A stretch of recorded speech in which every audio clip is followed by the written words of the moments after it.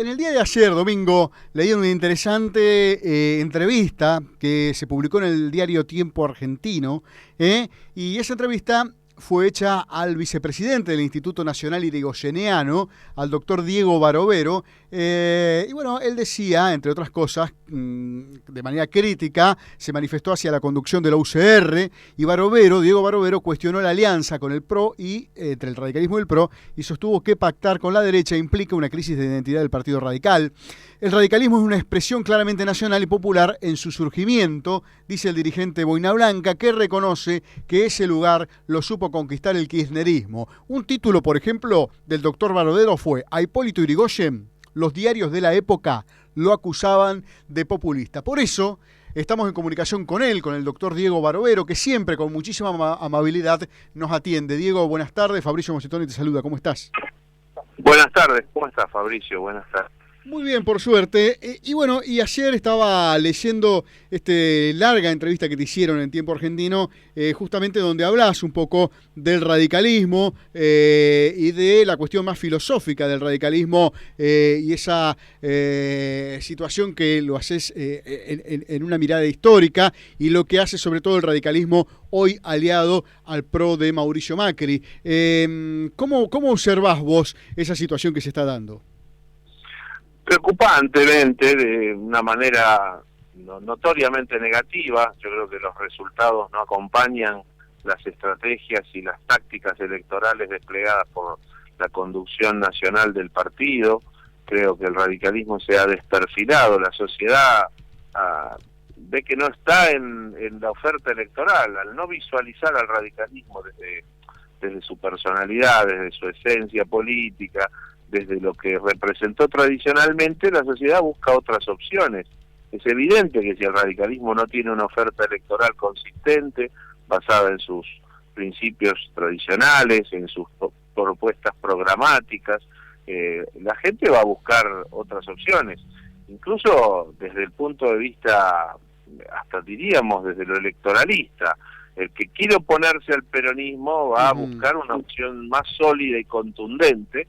Pero si el radicalismo no sabe ofrecerla desde la ratificación de su identidad, busca otra opción, que esto es lo que ha pasado. Acá lo terrible, lo grave, vos hacías referencia al reportaje, es que filosóficamente la mayoría de la dirigencia de la Unión Cívica Radical está convencida que para enfrentar al peronismo lo tiene que hacer subsumiéndose en un pacto con un espacio político que yo no lo cuestiono. Creo que es auténtico y es legítimo.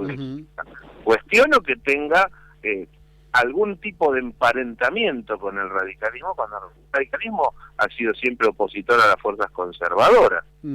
Ahora, claro, de hecho el radicalismo surge justamente como una oposición al conservadurismo, tal cual vos lo decís, y hoy termina de alguna forma aliado, pero ¿dónde se desató esa crisis en donde el radicalismo no puede exhibirse como antes, como una fuerza, digamos, en donde había un carácter un poco más vinculado con lo popular, con lo nacional, y hoy está muy alejado de esos intereses, me parece a mí? ¿Dónde empezó esa crisis? Viene una crisis muy profunda desde el gobierno de la Alianza. La gente identificó a la alianza del radicalismo con el prepaso como una expresión política para desplazar al menemismo, que era el conservadorismo neoliberal de los 90, y la alianza, una vez que estuvo en el gobierno, no llevó a la práctica un programa de gobierno que fuera basado en los intereses. Eso lo desperfiló mucho, y el radicalismo experimentó la tremenda crisis de tener un resultado del 2%, a partir del cual la dirigencia radical lo que siempre buscó fueron actos electorales que han sido efímeros, duraron un solo turno electoral, buscando la continuidad o de alguna representación legislativa, obtener lugares que corresponden para la primera minoría, las vicepresidencias de las cámaras, las vocalías en la Auditoría General de la Nación, para conservar una pequeña estructurita política, pero no tratando de desarrollar un proyecto político que representara a las mayorías, como hizo en su momento Hipólito Yrigoyen, como hizo Arturo Illia, Raúl Alfonsín. Es decir, el radicalismo fue perdiendo identidad, Y sus dirigentes, muchos de sus dirigentes, los que conocemos y son los que hoy hablan en los medios de comunicación masiva, están cómodos en esa postura. Prefieren oponerse al kirchnerismo por derecha, cuando en realidad debieran claramente marcar las diferencias que el radicalismo tiene con el kirchnerismo y reconocer aquellas cosas que el kirchnerismo hizo bien, que también las hay. Y no quiere decir esto ponerse bajo el ala del kirchnerismo. Se puede ser opositores, pero también marcando en qué se puede aceptar que se hicieron cosas que estaban en la plataforma radical de la alianza. La ley de medios era una ley del radicalismo, fue propuesta por el radicalismo. Ahora, Diego, hay algunas cuestiones, por ejemplo, para analizar un poco más con profundidad, porque vos en el mismo reportaje lo destacás. Hace 4 años, 3 años y pico, 4, Ricardo Alfonsín fue candidato a presidente por la UCR y logró 12 puntos, lo cual... Era una base, para empezar, era una base electoral alta para reconstruir un perfil político que hoy, por ejemplo, el radicalismo tendría que estar tranquilamente en el 22-23%. Claramente, con una propuesta electoral consistente, con una plataforma programática acorde con su tradición y con el radicalismo sólido, como está demostrando en muchas provincias, que el radicalismo tiene condiciones y dirigentes para asumir la responsabilidad de gobernar los distritos. Y no ha tenido la consistencia desde ese 12% del 2011 para construir sólidamente un espacio desde el cual decir, este es el radicalismo, esta es la expresión política de las mayorías, en determinado momento le tocó ser minoría, como ahora, pero lo puede seguir haciendo desde la autenticidad de sus ideas, no comprándole el discurso neoliberal ni tampoco haciendo campañas con globitos.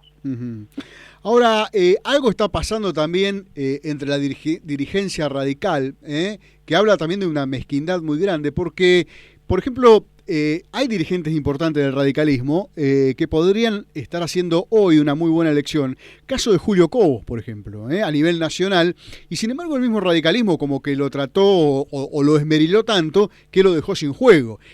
Cobos hoy en su provincia, en Mendoza, es, me parece, que el político que tiene mejor imagen o más atracción de votos, y sin embargo medio que él dentro del radicalismo lo dejaron de lado, ¿no?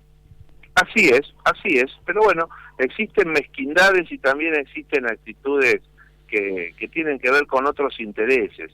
Acá ha habido una decisión estratégica de llevar a Sanz a la presidencia del Comité Nacional para construir una alianza con Carrió y con Macri, a sabiendas de que Sanz medía lo que obtuvo electoralmente en las PASO, es decir, 2%.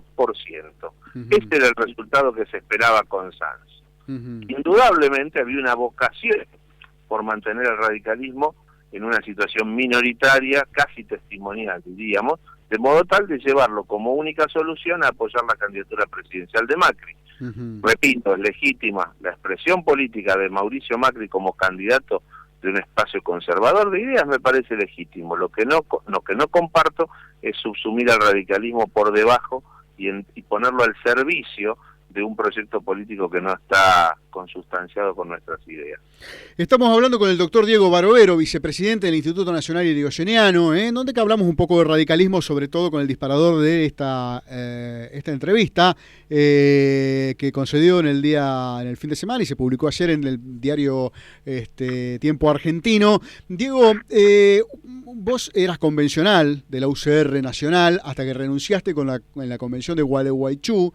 Pero bueno, ¿por qué si hay tantas expresiones que uno escucha habitualmente de reniegue sobre este giro a la derecha del radicalismo, no se vio plasmado con más fuerza en la convención de Gualeguaychú? Porque a la convención de Gualeguaychú ya se llegó con una situación prácticamente definida en cuanto a que la mayoría de los dirigentes consideraban que el apoyo a Macri era el mal menor.